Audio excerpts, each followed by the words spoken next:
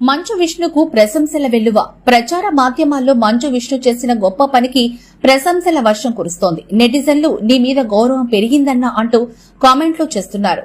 మంచు విష్ణు చేసిన గొప్ప మానవతా చర్యలకు ఆయనను నిజ జీవితంలోనూ హీరోగా నిలబెట్టాయి. ఈ కథనాన్ని MFO టీవీ ప్రత్యేకంగా మీకు అందిస్తోంది. ఇటీవల జమ్మూ కాశ్మీర్లోని పహల్గాంలో జరిగిన ఉగ్రదాడిలో ప్రాణాలు కోల్పోయిన నెల్లూరు జిల్లా కావలికి చెందిన సోమిశెట్టి మధుసూదన్ రావు కుటుంబానికి టాలీవుడ్ నటుడు మంచు విష్ణు తన గొప్ప మనసుని చాటుతూ అండగా నిలిచారు. మధుసూదన్ రావు బెంగళూరులో సాఫ్ట్వేర్ ఇంజనీర్ గా గత 12 సంవత్సరాలుగా పనిచేస్తున్నారు. ఆయన తల్లిదండ్రులు తిరుపాలు, పద్మావతి కావలిలో అరటి పండ్ల వ్యాపారం చేస్తూ జీవనం సాగిస్తున్నారు. మంచు విష్ణు మధుసూదన్ కుటుంబాన్ని స్వయంగా కలిసి ఆయన చిత్రపటానికి పూలమాల వేసి నివాళులర్పించారు. అనంతరం మధుసూదన్ భార్య కామాక్షి మరియు 2 పిల్లలకు ధైర్యం చెప్పారు. ఈ సందర్భంగా ఆయన పిల్లల బాధ్యతను తానే తీసుకుంటానని, వారి విద్య మరియు ఇతర అవసరాలను తానే చూసుకుంటాను అని హామీ ఇచ్చారు. నేను మాట్లాడేది ఏం లేదు, మీరందరూ వచ్చింది నెల్లూరు మా అమ్మ ఊరు. వచ్చాను, మన వాళ్ళకి నేను మాట్లాడాల్సింది మాట్లాడాను, తప్పుగా అర్థం చేసుకోకండి. నేను వాళ్ళు మాట్లాడుతున్న మా ఇద్దరి మధ్యనే ఉండండి. ఇది మంచు విష్ణు చేసిన మొదటి సేవా కార్యక్రమం కాదు. గతంలో తిరుపతిలోని మాతృశ్రీ అనాథాశ్రమానికి చెందిన 120 మంది అనాథలను దత్తత తీసుకుని వారి విద్యా వైద్యం అవసరాలన్నిటికీ తన బాధ్యతగా చూసుకుంటానని చెప్పారు.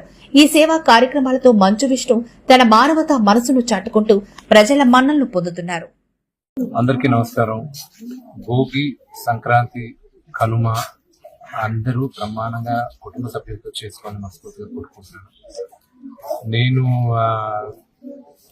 జనరల్ గా కుడి చేసిన దానం ఎడం చేతి తెలియకూడదు అంటాను. కానీ ఈ సంక్రాంతికి నేను చేసిన ఒక చిన్న పని నేను చెప్పాలనుకుంటున్నాను.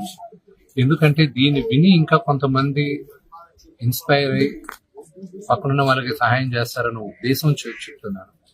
నేను ఒకసారి తిరుపతి నుంచి, అందరికి తెలిసిందే తిరుపతిలో మోహన్ బాబు యూనివర్సిటీ ఉంది, నేను చూసుకుంటూ ఉంటాను.